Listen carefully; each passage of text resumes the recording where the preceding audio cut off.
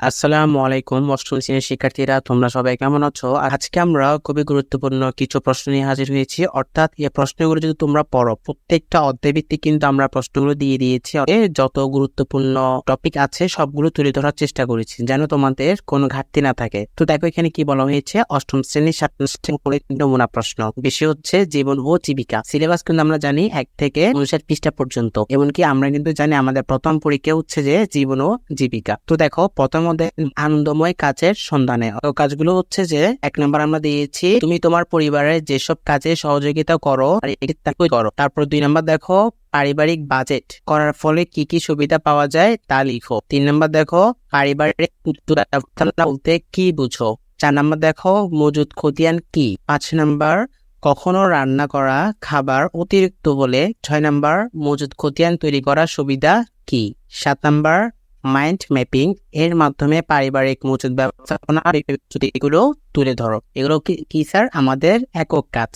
তারপরে দেখো দলগত কাজের মধ্যে রয়েছে বিদ্যালয়ে একটি আয়োজন করো। কেমন? এটা কিন্তু শিক্ষক প্রদত্ত, অর্থাৎ শিক্ষকও তোমাদের সাথে আয়োজনে যুক্ত হবে। তারপরে 2 নম্বর শিক্ষা প্রতিষ্ঠান কেন্দ্রিক ভিডিও দেখে উক্ত অনুষ্ঠান আয়োজন সম্পর্কে তোমার অভিজ্ঞতা বর্ণনা করো। অর্থাৎ এখানে হচ্ছে যে শিক্ষা প্রতিষ্ঠানে আমাদের বিভিন্ন স্কুলে কিন্তু প্রজেক্টর দেওয়া থাকে, তো প্রজেক্টরের মাধ্যমে ভিডিও দেখানো হবে। তো ভিডিও দেখে উক্ত অনুষ্ঠানে সম্পর্কে তোমার অভিজ্ঞতা কি করতে হবে? বর্ণনা করতে হবে। এটা কিন্তু দলগত কাজ। তারপর 3 নম্বর দেখো বিদ্যালয়ের ক্যান্টিনের অথবা বিদ্যালয়ের আশেপাশের কোন ঘরে রাখা মজুদ পরিদর্শন করে প্রশ্নের মাধ্যমে মজুদ ব্যবস্থাপনা সম্পর্কে লিখো। এগুলো হচ্ছে আমাদের প্রথম অধ্যায়ের। দেখো দ্বিতীয় অধ্যায়ের মধ্যে কি রয়েছে, দক্ষতা উন্নয়নে জানলা। দেখো অধ্যায়ের নাম হচ্ছে দক্ষতা উন্নয়নে জানলা। একক কাজগুলো দেখো, একক কাজের মধ্যে রয়েছে 2030 সালে বিদ্যমান থাকতে পারে এমন একটি পেশা নিজের জন্য নির্বাচন করো। উক্ত পেশায় কি কি দক্ষতা অর্জন করতে হবে তা লিখো। অর্থাৎ যে কোনো একটি পেশার ভবিষ্যতে কোন পেশা বেছে নিতে চাও তুমি সেটা লিখতে হবে, এবং উক্ত পেশায় কি কি দক্ষতা অর্জন করতে হবে তাও লিখতে হবে। তারপর দেখো 2 নম্বরে চাহিদার সঙ্গে পেশার দক্ষতার পরিবর্তনের বিভিন্ন উদাহরণ লিখো। 3 নম্বর দেখো কারিগরি শিক্ষা কি। 4 নম্বর হচ্ছে কারিগরি ও বৃত্তিমূলক দক্ষতার মাইন্ড ম্যাপ অঙ্কন করো। 1 নম্বর বিভিন্ন খাতের কয়েকটি পেশার নাম লিখো এবং এগুলোর জন্য দক্ষতা চিহ্নিত করো। 2 নম্বর দেখো কারিগরি ও বৃত্তিমূলক শিক্ষা ও প্রশিক্ষণের বিভিন্ন কোর্স সম্পর্কে লিখো। এগুলো হচ্ছে আমাদের দলগত কাজ। তারপর দেখো তৃতীয় অধ্যায়ের মধ্যে রয়েছে স্বপ্নগুলো সত্যি করি। একক কাজের মধ্যে রয়েছে দেখো বিজ্ঞানের জ্ঞানকে মানুষের প্রয়োজন মেটানোর জন্য ব্যবহৃত। 2 নম্বর দেখো আগামীর স্বপ্ন বুনি শিরোনামে একটি গল্প লিখি। অর্থাৎ এখানে একটা গল্প লিখতে হবে, একটা শিরোনাম দেওয়া আছে, এই শিরোনাম নিয়ে আমাদের কি করতে হবে? একটা গল্প লিখতে হবে। তারপরে দেখো সাইবার সিকিউরিটি কি। 4 নাম্বার হচ্ছে তোমার কোনো ব্যক্তিগত অভিজ্ঞতা থাকলে সে সম্পর্কে আলোচনা করো। কেননা আমাদেরকে কিন্তু স্কুলের নতুন কারিকুলাম অনুযায়ী অনেক কিন্তু প্রজেক্ট দিয়ে দিয়েছে। আমরা প্রজেক্ট করেছিলাম বাসা থেকে, বিভিন্ন জিনিসপত্র কিনে তারপর ওগুলো দিয়ে বিভিন্ন প্রজেক্ট তৈরি করেছিলাম। তো ওগুলো কি করতে হবে?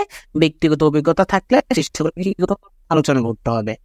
তারপরে দেখো দলগত কাজের মধ্যে রয়েছে এক হচ্ছে তুমি যেসব নতুন প্রযুক্তির সাথে পরিচিত সম্পর্কে আলোচনা করো। 2 নাম্বার দেখো প্রযুক্তির মাঝে বসবাসের গল্প পড়ো এবং বিস্তারিত আলোচনা করছে। বসবাসের গল্প এরকম একটা গল্প আছে, এই গল্পটা পড়ো এবং বিস্তারিত আলোচনা করো। তারপরে দেখো 3 নাম্বার প্রজেক্ট বানাও। এটা একটা শিক্ষক প্রদত্ত এরকম আসতে পারে, অর্থাৎ যে কোনো একটি প্রজেক্ট দিয়ে দিতে পারে, সেই প্রজেক্টে কি করতে হবে? বানাতে হবে। আমাদের এতটুকু পর্যন্ত সিলেবাসের ষান্মাসিক মূল্যায়ন পরীক্ষা আছে, তোমরা এই প্রশ্নগুলো ভালো করে আয়ত্ত করে নিবা।